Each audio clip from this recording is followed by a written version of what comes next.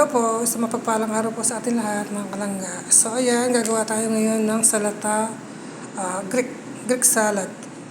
Ang gagamitin kong dahon, baby roca, kasi yan ang available. So yung walang baby roca, pwedeng lettuce o kahit anong available na dahon na meron kayo sa taladya.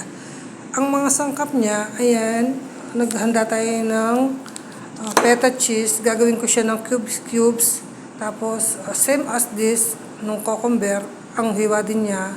Kung ano dito, ganun din siya. Ganun din sa cherry tomato, sa olive jaytune, at sa avocado. Lahat po yan ay cubes kasi, at ito, ganun din yan. Kasi, Greek salad tayo. So, ayan, papakita ko sa inyo mamaya kung paano ko siya i-mix dito. Tapos, mamaya, gagawa ako ng sauce niya. Ang sauce niya, ang gagamitin natin, simple lang, lemon juice. Lalagyan natin siya ng mint, asin, paminta, asukal, at olive oil. So, yun lang po. Wait lang.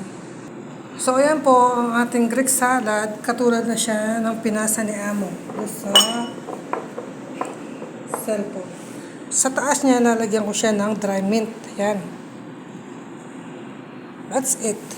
Dry mint. Dry mint ang sa taas. So, ayan. Gayang-gaya na ang nasa picture na pinasa ni Amo.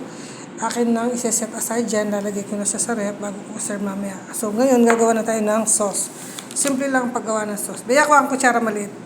So, ayan na po ang ating sauce sa ating Greek salad.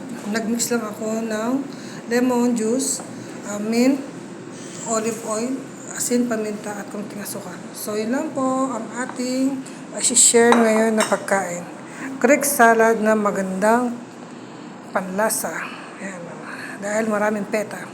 God bless po sa atin lahat. Makalangga.